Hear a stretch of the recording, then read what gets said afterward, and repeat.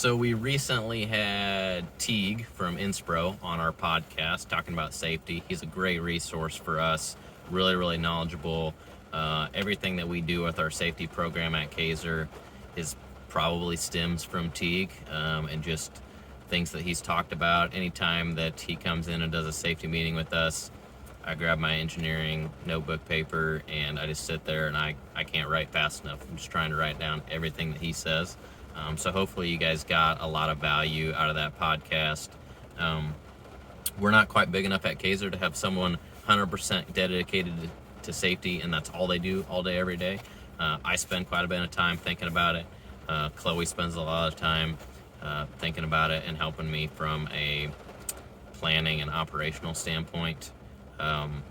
We do weekly safety meetings throughout our divisions. We try to make them really applicable to what the guys are going to be faced with. I feel like that doing safety meetings just to do a safety meeting is kind of pointless, especially if all the topics don't have any application for what we're seeing on our shop floor. For example, our guys come to work and then they're here all day. They don't actually drive while they're at work on the street, so we don't do very many safety meetings on like driving safely and obeying traffic signals and stuff like that, because we don't deal with that on a day-to-day basis in our work environment.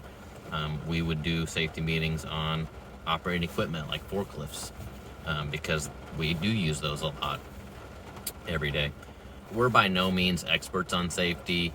That's why we have Teague as a resource.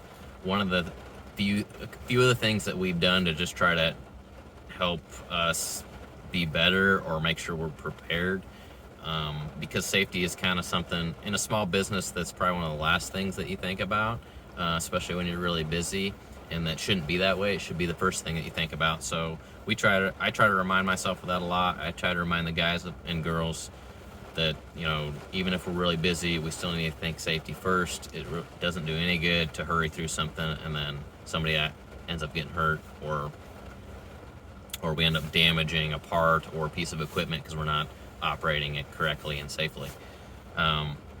We've started doing our own internal safety audits. We've been lucky enough to have Teague walk through our shops a couple times, usually maybe once a year. He'll walk through and just make notes and just tell us what he thinks that we need to do better and things that we just haven't thought about. There's a lot of things that when you're involved in the business and you're involved in the production and you see it all day, every day, there's things that you just don't think about that could be safer, or that just need to be marked or labeled or explained. Sometimes we take things for granted and think that everybody knows that this certain area you got to be careful in, but maybe they don't know. And so audits are really helpful, especially if a professional's doing it, like Teague. But we've started to do that, try to do it once every 6 months, just on our own stuff. On the safety meetings that we do, we take those topics and we just walk through the shop are we following what we talk about in the safety meetings? Are we following what we talk about in our safety manual? What about the topics that come up a lot at our weekly safety meetings that we talk about, like wearing our PPE? Are we doing that? It's really good to just randomly to go through the shop and just have a list and check off. What are we missing? What are we doing bad? And then we're going to try to improve upon that. I don't think that there's ever going to be a time that we're going to be perfect on safety. I don't think there's ever going to be a time where we can say, hey, we've got this great program, we do these weekly safety meetings, and everybody's going to be safe from here on out. We don't have to worry about it. I think it's something that we have to focus on every day. Safety gets forgotten about, unfortunately, when we're in a hurry. So we try to remind the guys, if you see someone on the team that forgets to have their safety glasses on for some reason, remind them. Give them a hard time. Just say hey, where's safety glasses? Hey, where's your earplugs? You should probably have gloves on. That thing's super sharp and you're carrying that around. Make sure that you put gloves on. So we try to use each other to remind of that. Some of the other things that we do, when someone first starts, when they're a new employee, we go through a lot of different safety things. and we have our safety manual, and we have areas where the guys can go and all the information that they need is right there, readily available to them, which is really important. But some of the stuff that's extremely important for us, or safety topics that come up a lot, for instance, like we deal with a lot of chemicals and solvents because we're in the coating and painting industry. And so we talk a lot about, wearing a respirator and how to handle chemicals properly and where to find STSs and what does an STS actually tell you and what to do if you do have an accident with a chemical, and how do you clean it up, and how do you get medical attention if you've got exposed to a chemical that you shouldn't have got exposed to. And so we try to have regular refreshers on that, or extra paperwork and extra training, to just go through and quiz and just, most everybody has the gist that's been working here for a while. They have the gist of all the stuff and what they need to be careful of and how they need to be safe around certain things. But it's always good to do a reminder, and so we like to have checklists for certain things, and we just throughout the year we just go through them randomly, pull guys aside and just like, hey, okay, on this, on chemicals or whatever, remember when we're handling this chemical, we need to do this. Okay, if we're using this type of chemical, what's the PPE you need? And usually people remember, but if they don't, then that's just a time.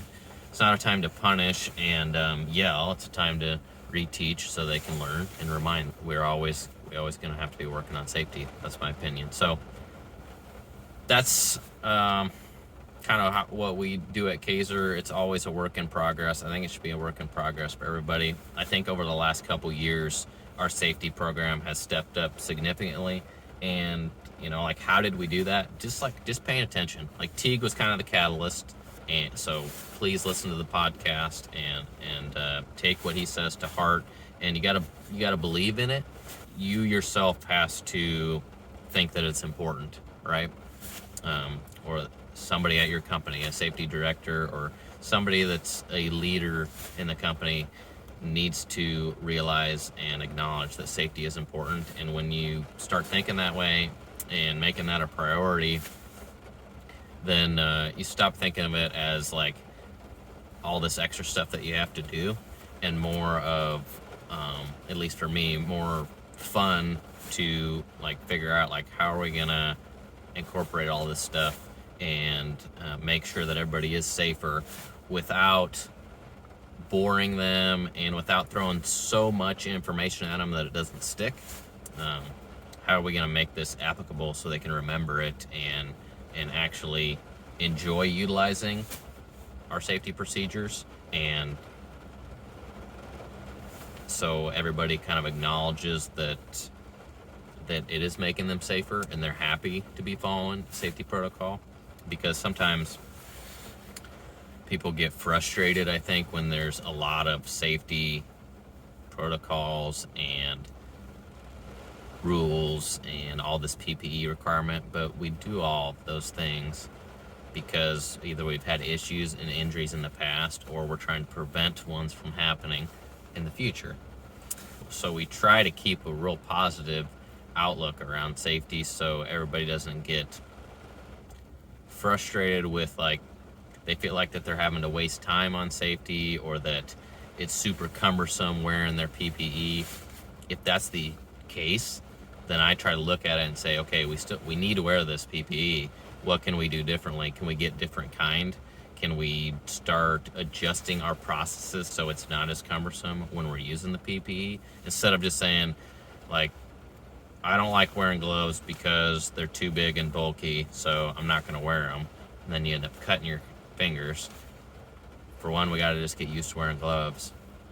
Two, maybe we need to get some different kind of gloves for different applications in different sizes for different people. So that way, when they're using them, they feel like that it's not hindering their performance and that it actually is protecting their hands from getting cut, and they like wearing them. So sometimes it's not enough to have all of the safety meetings and have a safety manual and all these policies in place and then just expect everybody to follow the rules and just say, too bad, like that's the way it is. We have to be safe, so just follow them. If multiple people aren't taking the safety policies seriously and aren't following some of the policies, maybe there's a reason why. Maybe it's because the policy needs to be tweaked. Not tweaked in a way to like loosen it up so you're not being safe, but tweaked in a way like maybe your specific application is a little bit different than like the general norm. So maybe you need to apply the safety procedures a little differently. Maybe you need a little bit different kind of PPE. Maybe you need a different piece of equipment or tool that makes the job safer and simpler. But in order to figure those things out, you have to pay attention to what's happening on your shop floor or on your construction site. If it's a repeated thing that comes up over and over again, instead of being frustrated and yelling at everybody, sometimes when it's something repeated like that, where a policy isn't getting followed or like PPE isn't getting worn, I try to look at that and say like, maybe there's something that we got to tweak and adjust. And I try to talk to everybody and ask them like, okay, we have to wear gloves when we're doing this. What can we do differently so you actually want to wear gloves? So again, listen to the podcast with Teague. Again, he works for Inspro and he heads up all their safety stuff there. Inspro is an insurance company here in Lincoln, Nebraska. They're a really good resource for us, been really good to us. We love working with them. And Teague, like I said, has definitely been the catalyst for helping us step up our safety program. And it really hasn't been that much work. In all honesty, it takes a little bit of time up front with maybe 2 or 3 people to just kind of think things out and get it down on paper. And then after that, it's pretty straightforward. So if you're thinking about stepping up your safety program and you're a small business, don't think that you have to hire someone full-time that 40 to 50 hours a week, all they do is safety. I don't think that that's necessary. I think up front, you're gonna have to spend quite a bit of time.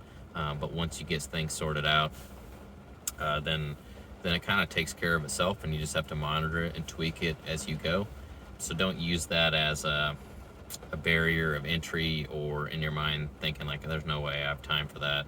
Spend the time with it up front, and when you are spending the time with it, think about it critically and make sure everything's applicable to what you're doing, and then it makes it very, very simple and not very time consuming in the long run to apply all that stuff.